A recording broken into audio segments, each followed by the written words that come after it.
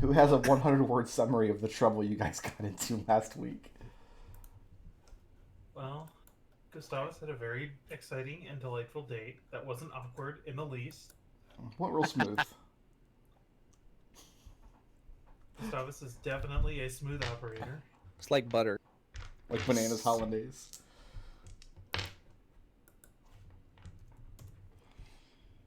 We fought a giant squid from the plane of water. Correction, Yeah. you fought its tentacles. Okay. We slipped into anime from the plane of water.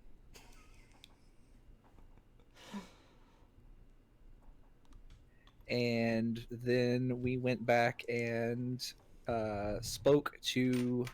We sent a dream off to... what's his name? Listen, I'm terrible with names. That'll never change. I apologize. Mm-hmm. And then Yashnars. Yashnars. And we will... Oh And- God, and- he's coming with us. And now he's coming with us. We were supposed to send him to Acheron, weren't we? Yes. That was my Oh. thought of what the plan was happening, but apparently we fucked it up. This is fine. This is fine. So now we just gotta get him killed somehow. In a way that won't make us... I didn't say this last session, and I totally meant to. But Connor is still down with the pillow idea.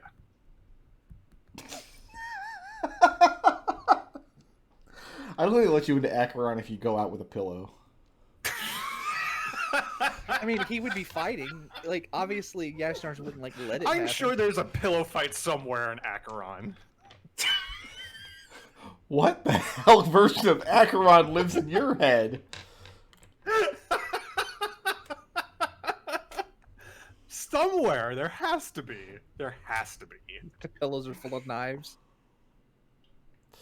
You have to, if you can show me a credible source of any person being killed in a pillow fight by a pillow,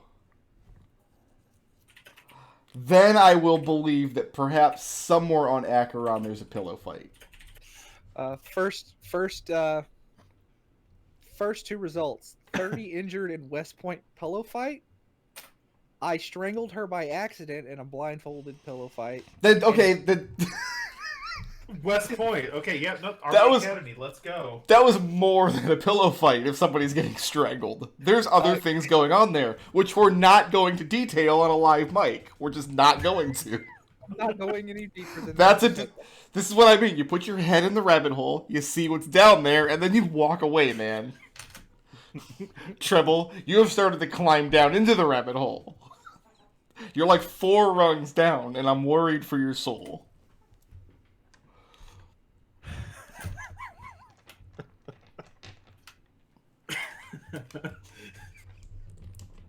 Anyway, now we gotta get this damn orc killed.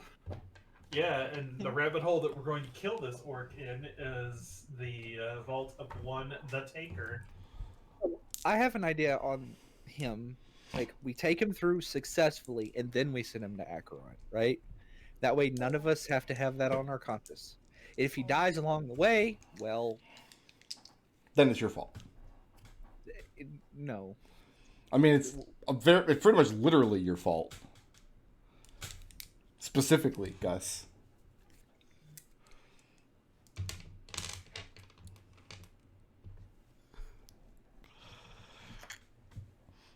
I mean, this rabbit hole, you're down at the bottom with me already. Like, you can't escape.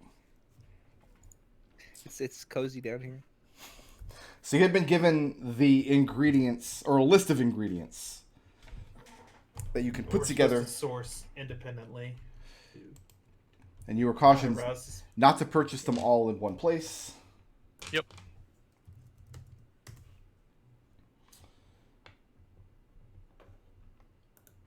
Apparently, I'm not allowed to have money anymore because I'll just go buy a giant barrel of ale, or excuse me, rum. Yeah, no, that's 100% fair.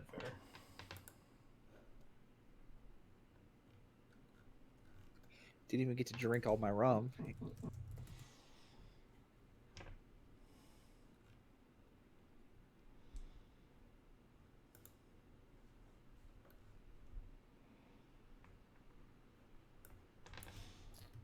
So as I see it, timetable is our own in this regard because we have to again source the stuff, and we're not. So we shouldn't get it all at once. Who is So- doing the primary work on sourcing the ingredients? I'm going to do that. I'm gonna get each ingredient on a different day, and I'm also gonna cast Disguise Self before I buy any of them. Okay. And Connor will assist. Are you going to disguise Connor as well? Well, it's Disguise Self, so... So you'll look different on each day, but you're still being followed around by Connor each day. No. I figured I would assist by going and buying an ingredient on one of the days. Okay, Oh, sure. going independently. All right. Give me, each of you, a charisma persuasion check. Yep. Uh-oh.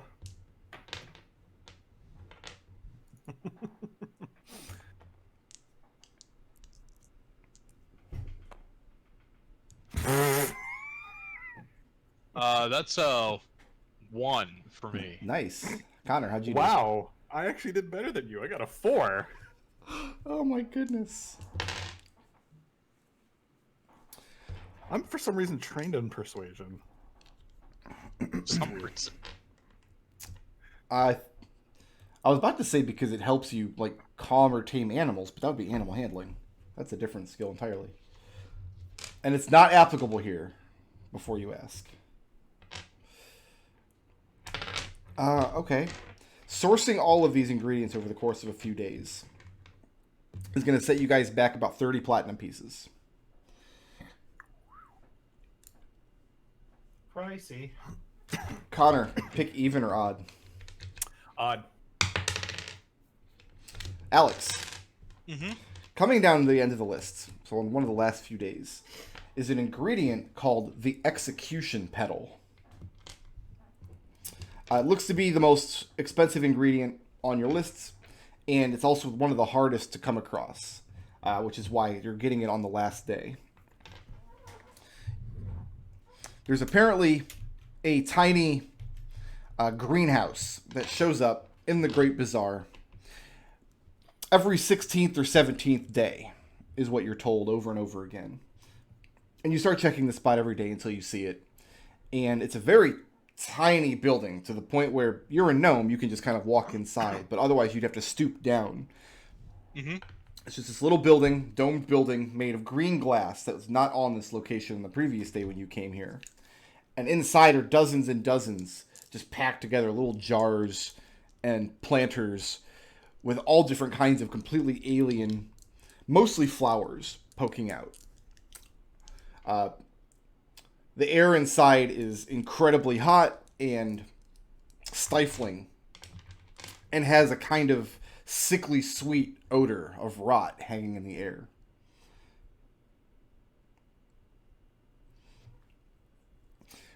A tiny creature that to your eyes resembles a kobold, but with a long, long beard that's obviously a lot longer than it hangs off of his face. He's got it tied up close to his chin in a series of harsh knots. But other than the beard, he does seem to be a reptilian creature, covered in mottled scales, and he smells strongly of earth, of soil. And he comes scampering from beneath one of the cabinets where some of these planters are sitting, and brusquely asks you, in your common tongue, what it is you seek. So what pedal? The execution petal. Yep. And he sneers, and when he does, you see these sharp fangs protruding from his upper and lower lips. One of them is broken in half. And he asks you if you will be visiting the abyss, or if the petal is for use here in Sigil.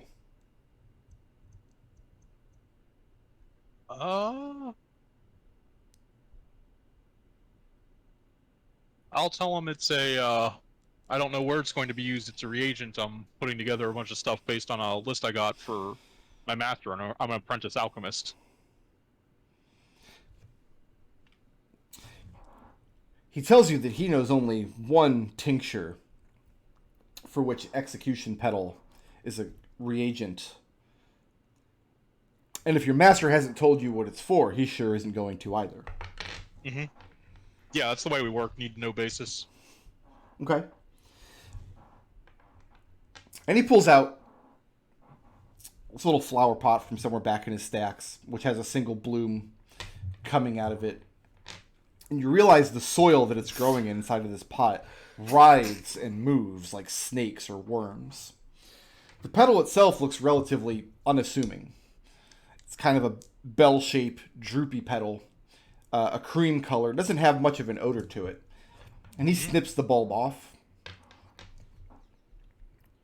And he places it between two pieces of parchment. And then he seals the edges of the parchment with wax. And hands it to you as you give him payment. Okay. And then he says, kind of tauntingly, "May your master live a long life."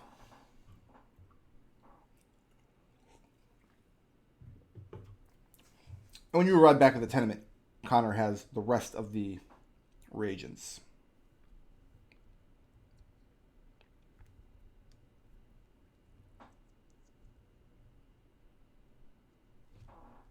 What's next?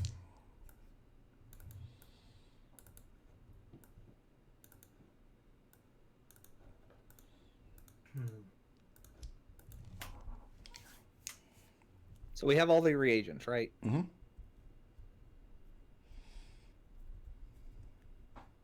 Just go right in.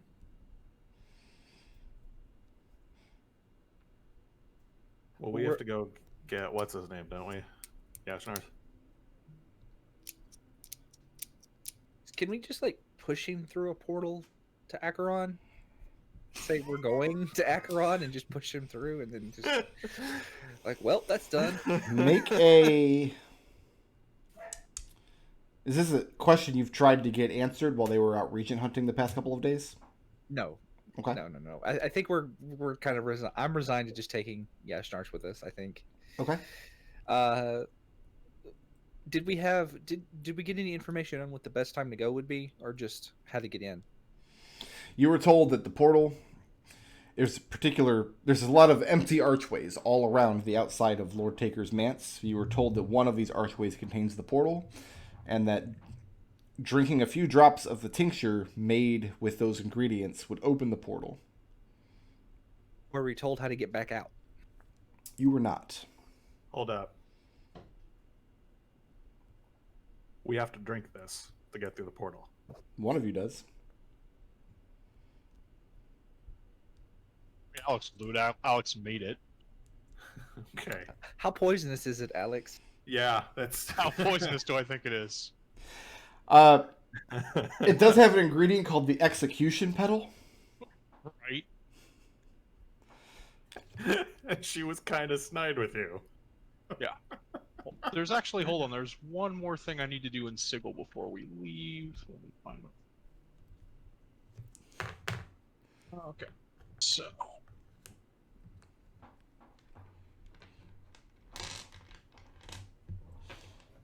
How much does that cost? 300. How much do I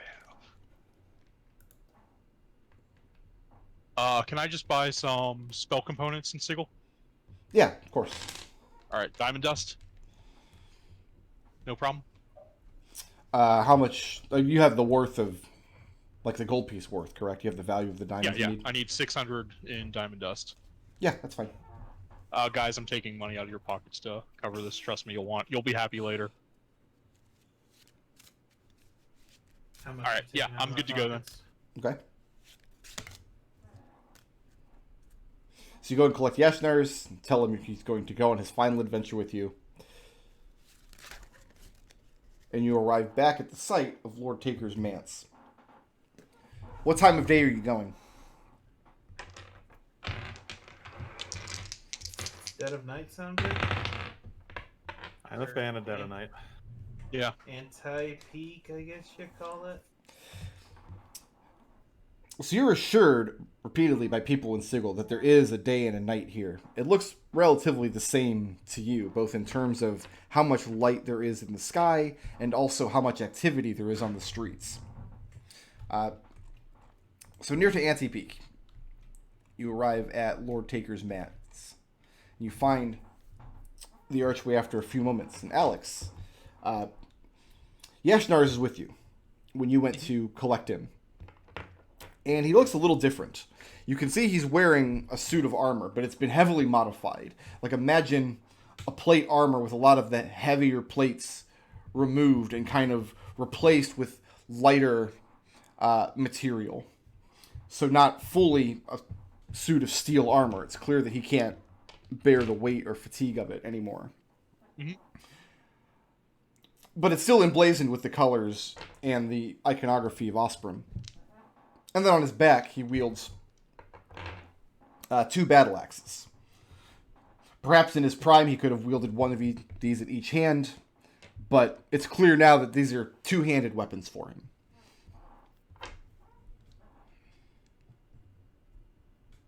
And you are wished well on your journey, and you stand before the archway holding the tincture in your hand.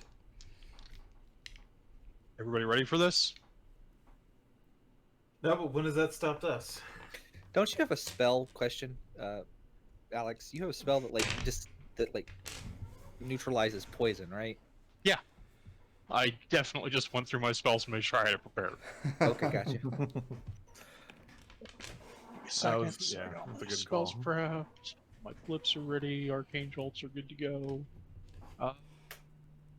Yeah, I think I'm good to go. So, if everyone else is ready, I'll drink the tincture and see what happens. I'm gonna put my hand on him in case he falls over. All right, let's get a Constitution saving throw, please. Yep.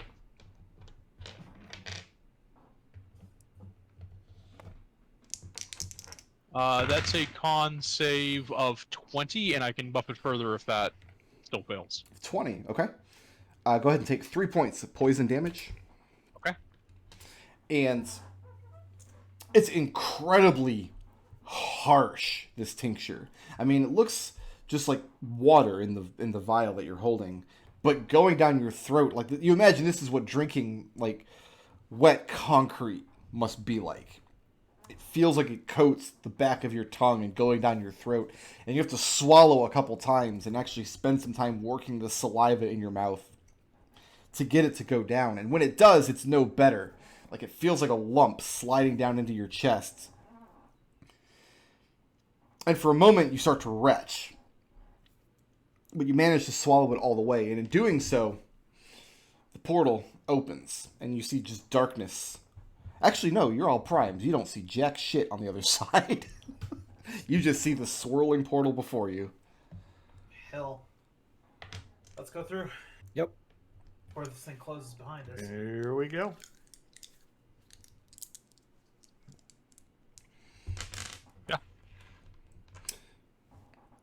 You don't have that bag today, by the way. I rejiggered my infusions a little bit. Okay. You okay, Alex? Yeah, that's about as poisonous as I expected, Now, but not that bad. I do Better or apologize because the squares on this map do not match the squares on the table. I do try to make that happen, but this map was just barely too big to fit on this table. So some of the lines didn't even come through very well when I imported them. Here, let me give you guys a Yashnars.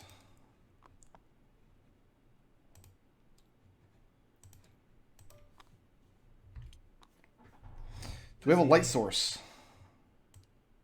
Does Yashnars see in the dark? Well, that's not what I asked. Scrappy has that. Yeah, I've got a lantern on Scrappy's back I can light if it's dark, but Okay. everyone in our group has traditionally been able to see in the dark. As soon as you step in, Lucius, you're the only one that can see. There is a thick magical darkness in the place that your vision pierces through. You have what, 30 or 60 feet? 120. 120. I just light up the whole dungeon for you then. Actually, that's the second thing you notice is the darkness. Because darkness is something that you guys are used to here and there.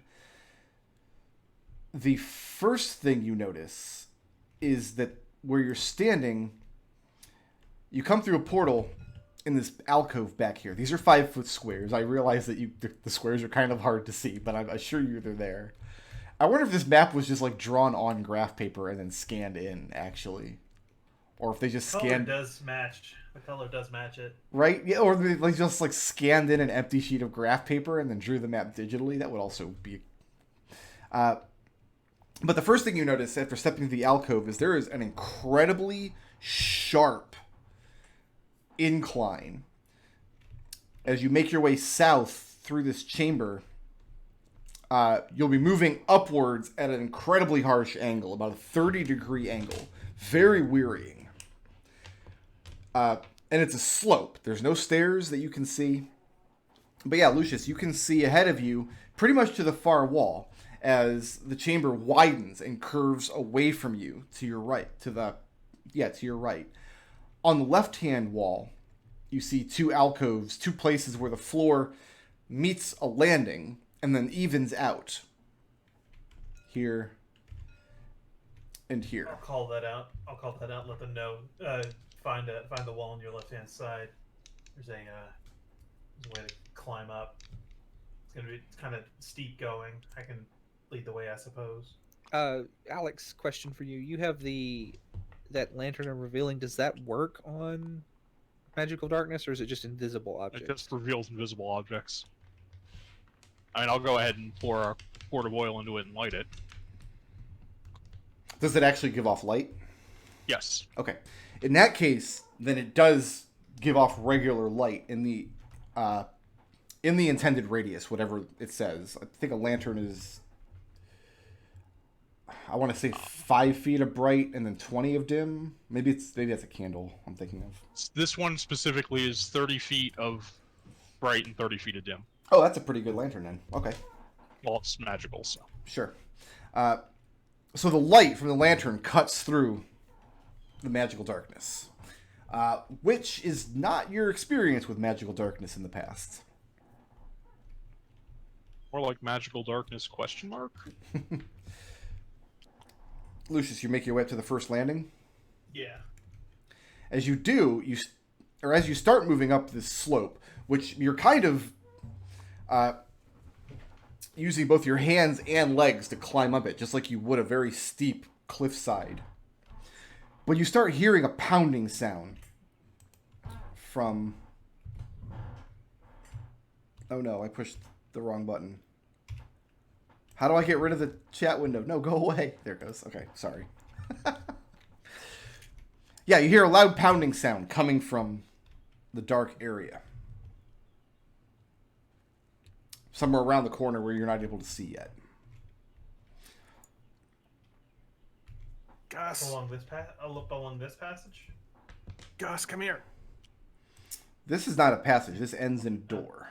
It's just an alcove. So once you get up onto this alcove, the floor is level. And then about 5 feet in, there's a simple looking... it looks like a wooden door with strong iron bands across it. And just a standard doorknob. However, you do not see a keyhole or any sort of locking mechanism on this door. And I want you to make a wisdom check. You know, we can call this wisdom perception if you want.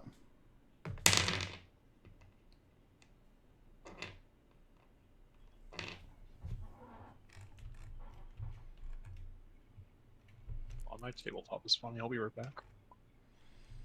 I cast 21. Okay. Good roll.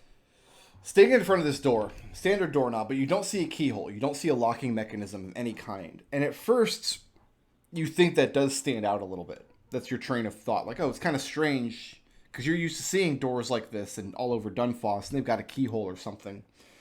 But then you're thinking back, and you're pretty sure the last time you saw a door with a keyhole or any kind of locking mechanism, a latch, a crossbar, anything at all, You can't remember seeing one since you left Dunfoss.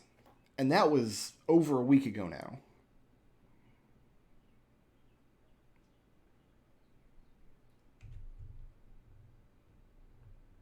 And the pounding grows closer. Lucius steps back away from it.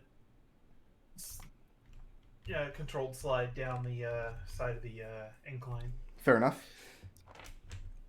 And eventually you do see a creature emerge from the darkness. Right now you just see it as a very large shape.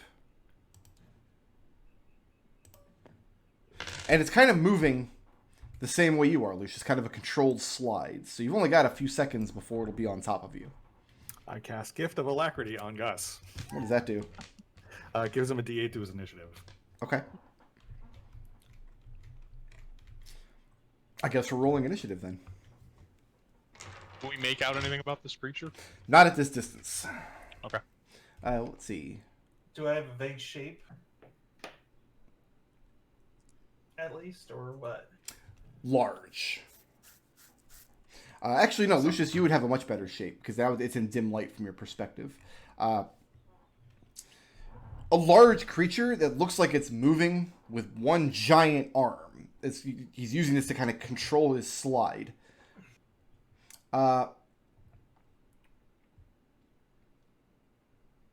Lucius, I'll allow you to have another perception check here. I had to double count the squares to see if he was in darkness or dim light from the group. You guys have crazy lantern. That's an 8. An 8? Okay. Call out to the others. I'll say to the others under my breath. Say, we got company. Something big. All right, are we roll initiative? All right.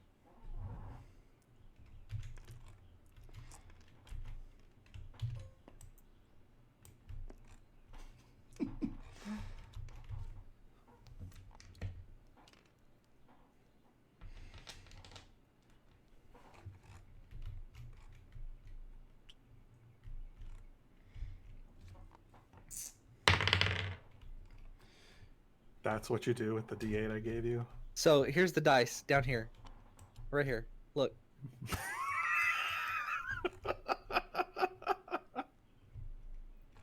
Nice That's work. incredible. That's incredible. Did they change something in TTS that the scroll wheel click no longer rotates? Did the scroll wheel click ever rotate? That's how I always did it. Right click. Yeah, now it's right drag click. It's weird. Rotates. been Scroll right is click, I think, yeah. slew. Yeah. Yeah. Mouse wheel click is screw. Is slew. Screw. It's always been that way for me, Destil.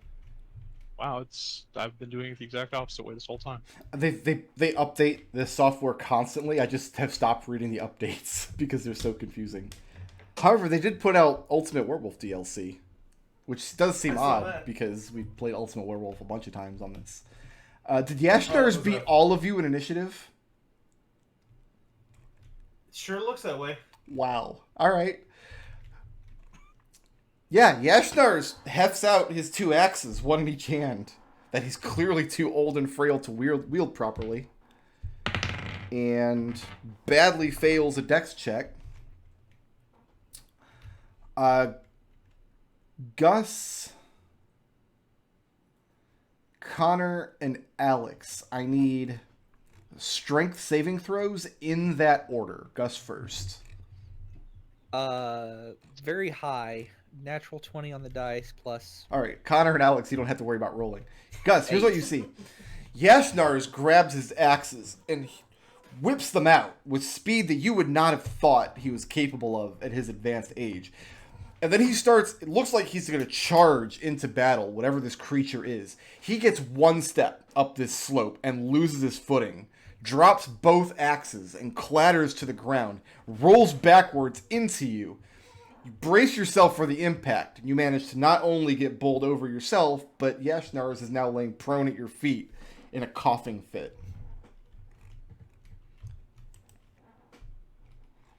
That's going to bring us to Lucius. I am going to step back behind behind Gustavus over here. going to take aim at the creature. And if he closes into melee range with Yashnar's, I'm going to hit him with an Eldritch Blast. Okay. With an Eldritch Blast. For the record, because I do think I forgot to mention this, moving backwards down the slope, you can move at regular speed. Moving up the slope, we're counting as difficult terrain. Mm-hmm. That's fair. So you're holding an action. Figured that'd be To the case. closes into melee range with Yashnar's, it's going to... You're going to let loose? Yeah, I'm going to fire. Okay. You hear 2 more pounds, and the pounding sound is the creature hitting the ground. It looks like one of its arms, its left arm, is incredibly massive, and it's using it to pound against the ground and kind of course correct as it moves down this slope with alarming speed. And it gets to about here, just in front of this landing, and stops. And now it's in your bright light. It looks like an enormous humanoid dog. Not a wolf, not a jackal, like a dog. Like a hound. It's wearing what I can only describe as a worn but relatively clean and well cared for butler's suit. So he's got the coat, he's got the bow tie, coattails coming off the back trailing behind him. One of his arms is indeed gargantuan, and that's the one he's using to control his descent. His other arm is badly twisted and folded, so its hand is actually laying up against the top of its chest underneath its chin. It looks like its arm is completely useless. No weapon whatsoever. However, on its head, it is wearing a stovepipe hat. And it stops in front of all of you, and it regards you all.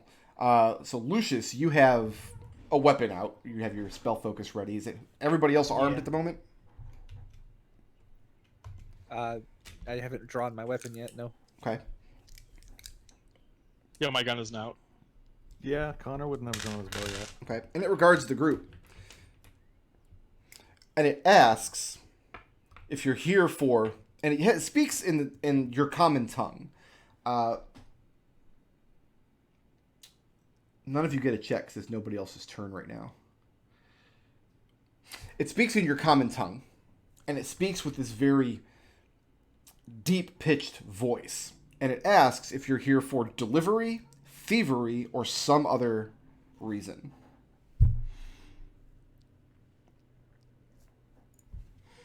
And that's going to bring us to Gus.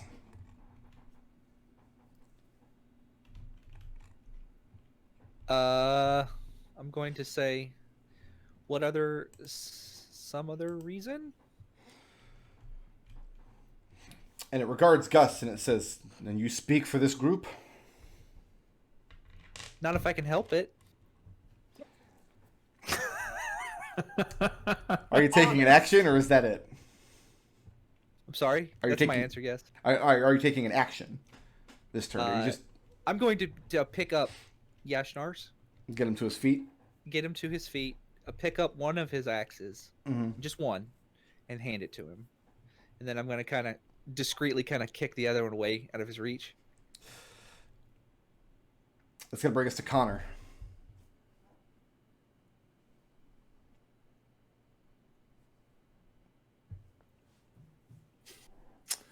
This is taking a turn.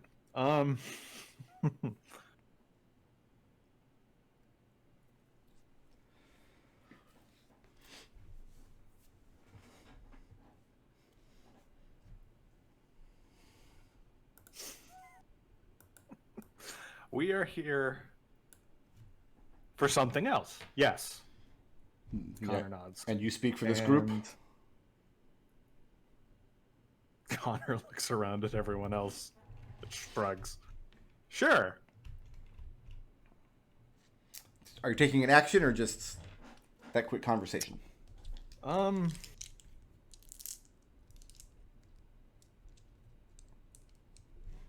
Yeah, just that.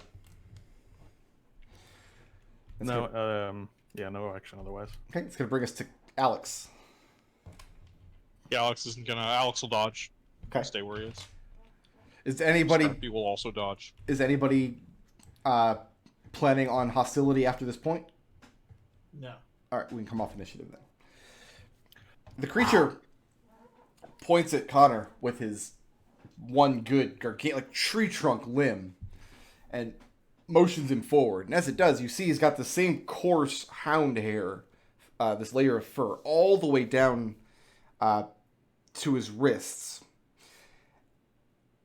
But instead of a paw at the end of his arm is a human-like hand. That's somewhat unnerving on a creature that looks this much like a hound. And he motions you forward. Connor steps forward.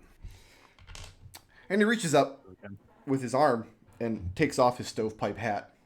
And he kind of cradles it in his twisted arm on the other side. And he fishes out a roll of parchment. And he hands it to you. I'll take the parchment. Unfurl it. And then he hands you a quill. Okay. Then he replaces his hat on his head. When you unfurl the parchment, again, it's written in your common tongue. And now that we're off initiative, I'll let you make an Arcana check if you so desire. I do desire.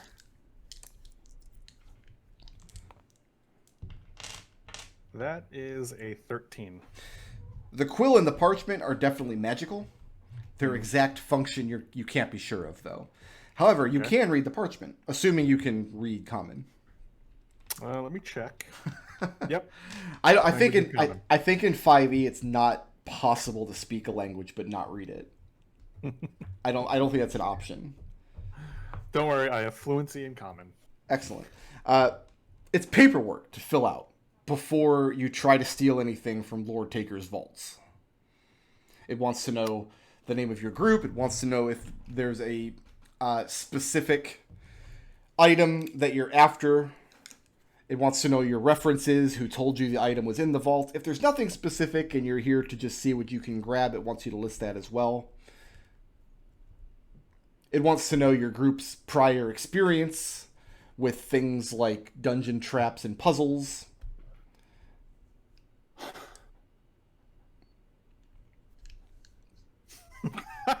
It's paperwork. It's you're just All right. You're signing a waiver for the dungeon. Yeah. Okay. Gus looks over his shoulder. What?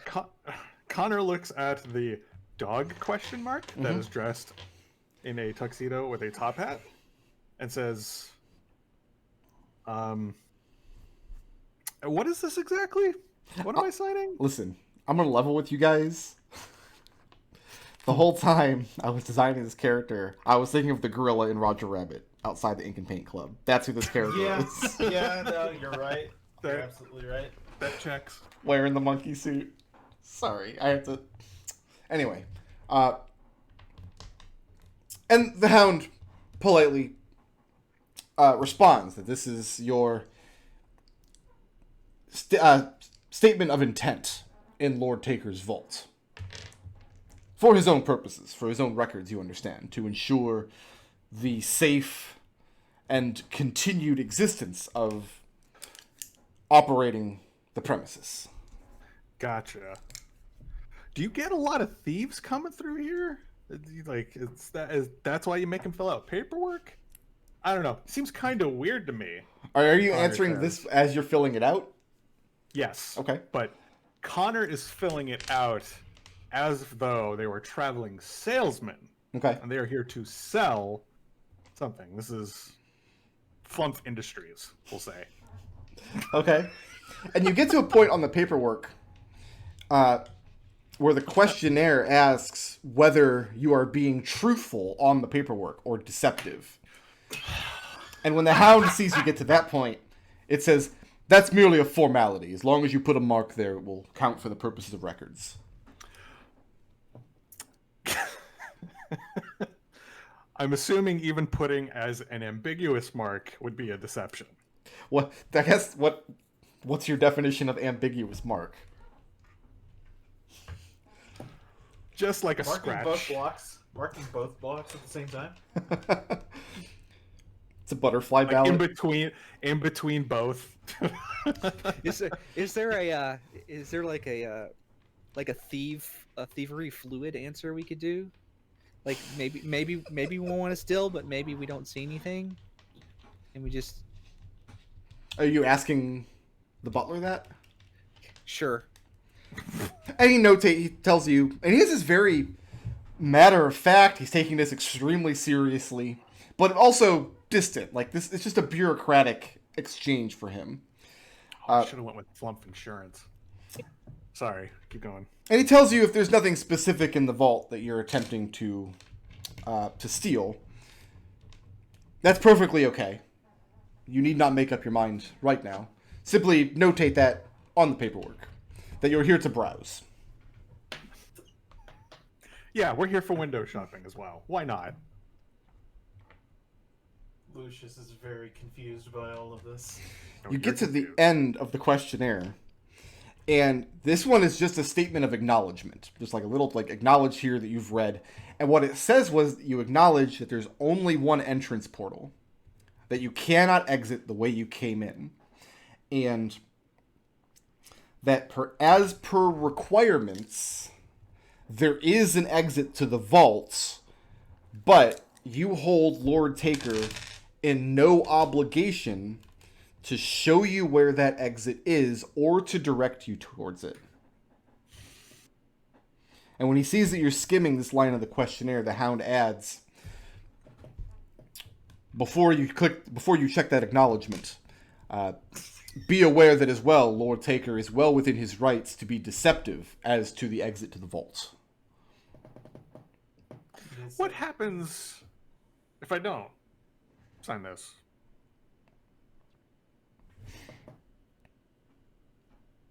He asks you if that's your intent.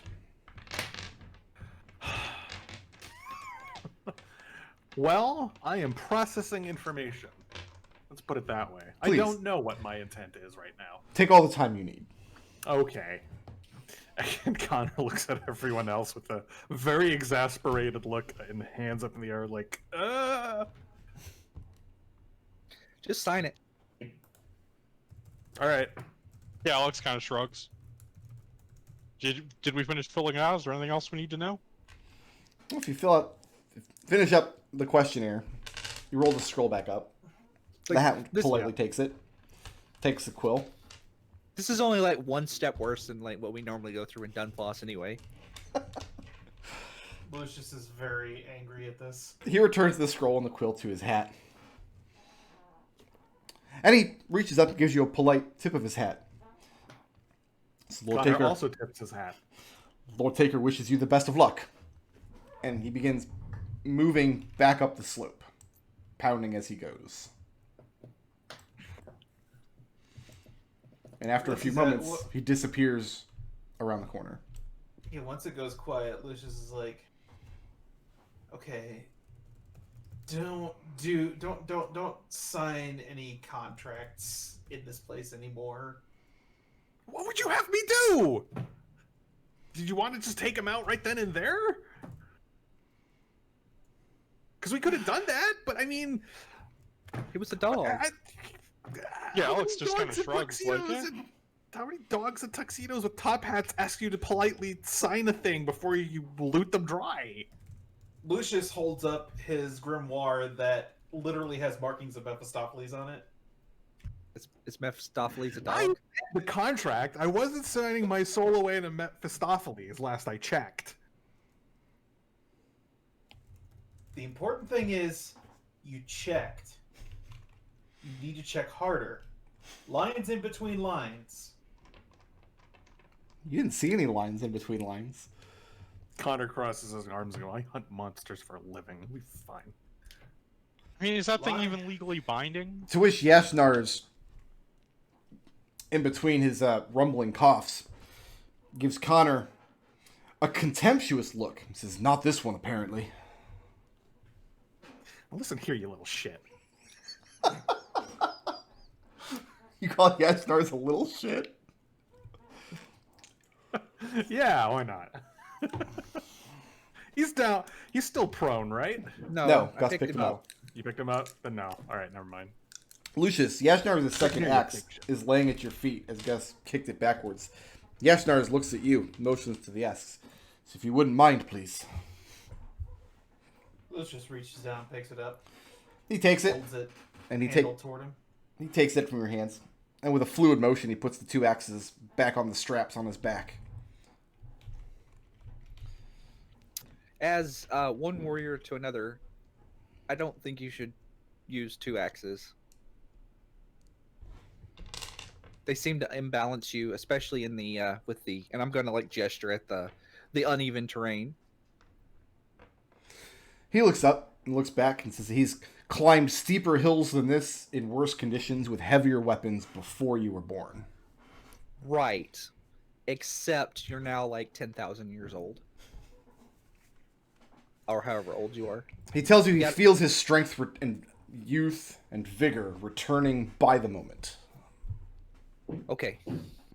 I'll mention to Alexander, I saw a door up on that landing. Lucius points in the direction of it. Yeah, you guys can see the No. landing. It's within the realm of Scrappy's lantern now. It seems like a regular door, which is kind of odd because I don't remember, like, you don't see regular doors in the city. Like, it's just a weird. Alex will go over there and check for traps. Okay. Go ahead and roll an investigation check. You got it.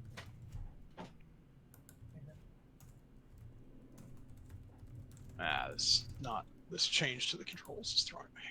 Yeah, okay. That is an investigation of 14. The door doesn't seem trapped at all. But something is kind of off-putting about it. The first thing you notice is the same thing Lucius noticed earlier. There's no locking mechanism. There's nothing to pick. There doesn't seem to be any way to seal the door at all. Nonetheless, you do sense a magical aura beyond the door, radiating through the physical frame of the door. That would have to be either incredibly potent magic, or it was done intentionally to make sure that they knew anybody who opens this door is disturbing a magical aura on the other side. So if this is Lord Taker's Vault, shouldn't this place be like everything locked? Like everything magic? Everything like mechanical? But there's no mechanical or physical. And is there an actual lock, like with tumblers I can pick, or? No lock whatsoever that you Okay. can see. Yeah, and that's what Lucius is calling into question. This seems off.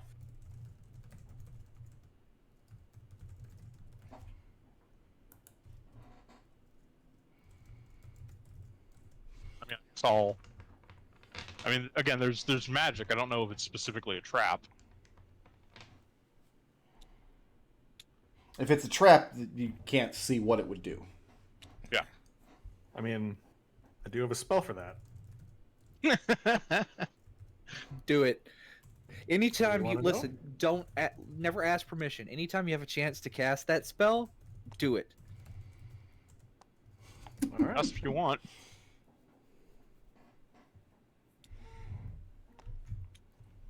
I will cast Find Traps on the door. I think this is the trickiest spell to educate as a DM. we talked about this. We have.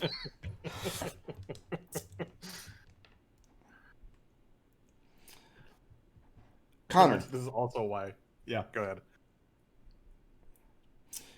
you don't detect anything that is obviously and intentionally harmful on the door. But in the room beyond, there is something indeed.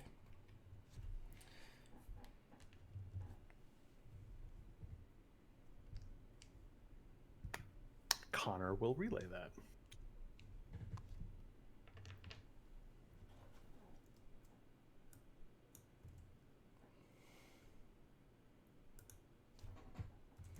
Is there a doorknob? Like an obvious way to open the door? Yep, there's a perfectly normal looking doorknob.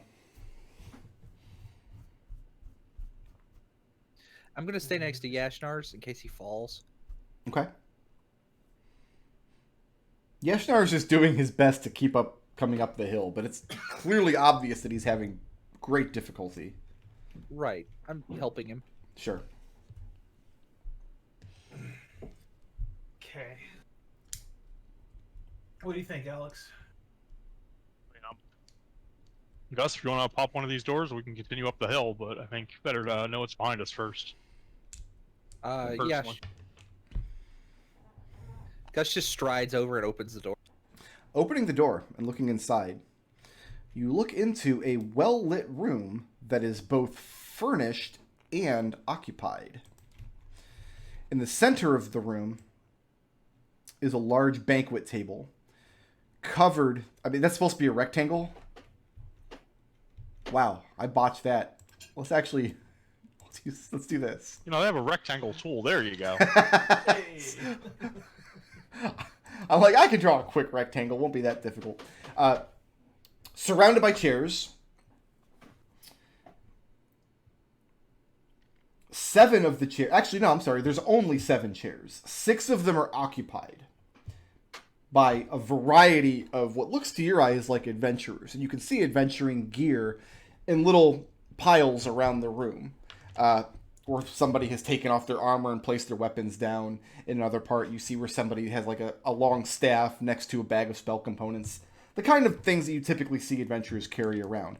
Probably 7,000 feet of rope in this room, if my experience in D&D tells me anything. There's probably rope and pittance in here for days and days and days. Sure. Gus, on this end of the room, the end that you're closer to, there is a large basin against the north wall. And you can hear the trickling of water in the basin. There's not a fountain or anything, just a basin of water, but there is some motion to it. There's some movement to it. The room is illuminated by large yellow lights, almost certainly magical lights, suspended from the ceiling of the room. 3 of them over the course. And it looks like 6 of the people in the room are sitting around this table, partaking of the meal. And as soon as you open the door, all of their eyes snap up to you. And here are the people that are in the room. The closest one to you is... I guess I can actually...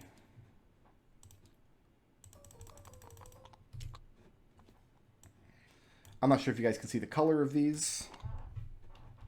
Red. Good. The closest one to you is a barrier, one of the goat people. Across from him, we'll make him green. Are we green? Yes. Oh, nice. Christmas colors. Across from you is what looks to be an incredibly morbidly obese human. To your right, about halfway down the table, we'll make her purple. You see a half-elf woman. Across from her,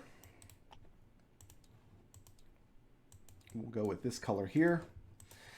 You see a monstrous person quickly reaching and grabbing and gobbling up food on the table with 3 of his 4 arms. The 4th arm ends in a scorpion pincher rather than a regular hand.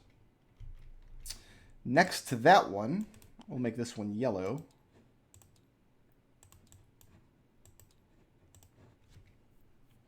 You see another one who looks like human to your eyes. A human man, and he's dressed in finery. The kind of finery you'd see like a knight before a tournament, before putting on his boiled leathers or his chainmail. And he's eating his meal by cutting his meat into very tiny bites, one at a time, with perfect etiquette. And then sitting across from him, and we'll make her a dark blue, is a woman who has a cloak that looks like... It's shaped to look like angel wings, like the wings of a great white bird. And beautiful flowing silver hair cascading down over it. And orbiting above her head is a small gray orb. Those are the 6 people you can see in the room. And all 6 of them turn to look at you. And immediately after you open the door, they begin arguing across the table in a variety of languages. You can make an insight check if you like. Sure. Why not?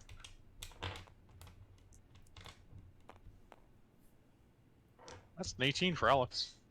Well, just Gus. He's the one looking through the door. Oh, sorry.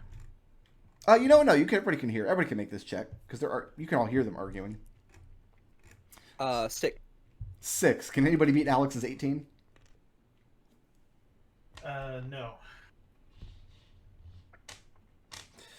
Yes. 20. Right. So Connor and Alex, you can only pick up bits and pieces of the argument because a lot of it's flying across this table in languages that you don't speak. But the gist of it is that some number of these people want to invite you into the room, and some number of these people want to caution you to stay away. And it's difficult to tell which is which. Do any of you speak Common? You're calling that into the room? Yeah. To that, you hear a woman's voice call out, "I speak passably. Step into the doorway, but do not enter the room." We'll step into the doorway. And the woman with the angel wing cloak has gotten up from her chair. And you can look in and you can see that some of the people in the room are disappointed and some are not. But none are speaking while she does. She crosses her arms over her chest. And, I mean, you're a gnome, so she obviously is taller than you. But you see that the stature of her would tower over any of your companions. And she looks down. Says, "You are Lord Taker's newest guests." Oh, we filled out the form, so. And at that, there's some snide chuckling amongst some of the other inhabitants of the room.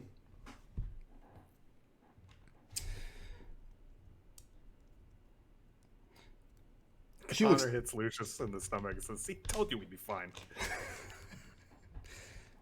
She asks you, "How much of your own provisions have you brought? How many days of food and water have you?"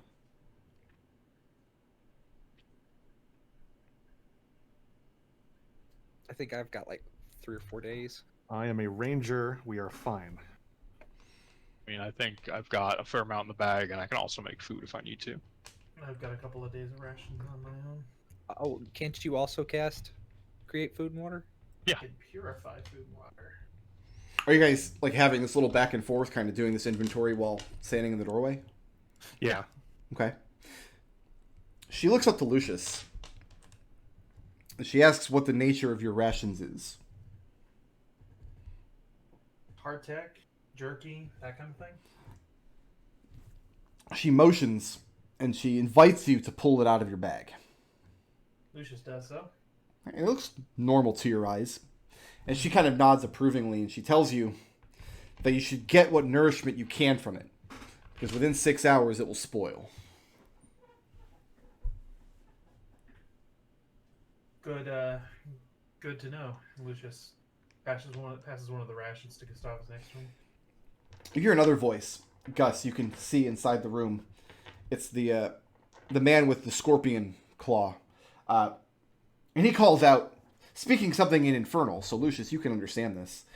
What he says is, don't tell them anything else unless we want to throw one of you out instead. She turns her head, and they have a quick back and forth. And Lucius, they're speaking Infernal. I'm listening. Here's the gist. He wants you all to come into the room.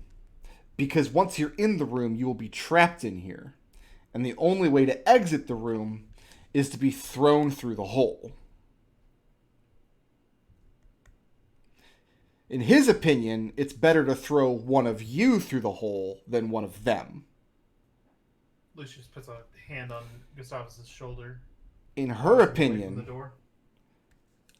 In her opinion, it's better for you all if you don't enter the room at all. Yeah, Lucius is putting a hand on Gustavus' shoulder, pulls him away from the door. When you do that, she turns back and looks, and she apologizes. She says, "I'm sorry. It was not my intent to mislead you No secrets. by speaking a language I didn't think you knew." No secrets here. She asks, "How many are you?" 5 plus a mechanical companion. She asks, "Is it sentient? Is it able to make its desires known?" Yeah. So that's 6. And she looks back at the room, and she says again in Infernal, says, "Do you still want them to come in, knowing there's 6?" And you hear the Scorpion Man give off a cough, but he doesn't say anything in response. She looks back at you.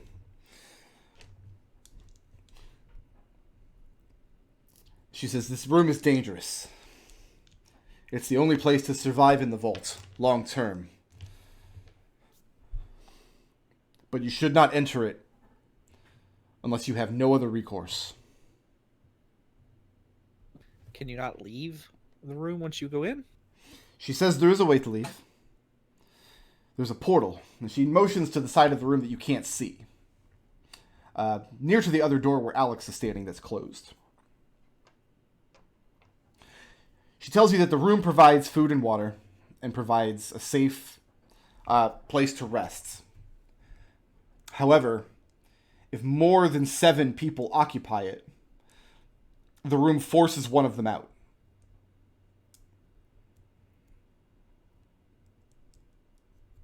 I see.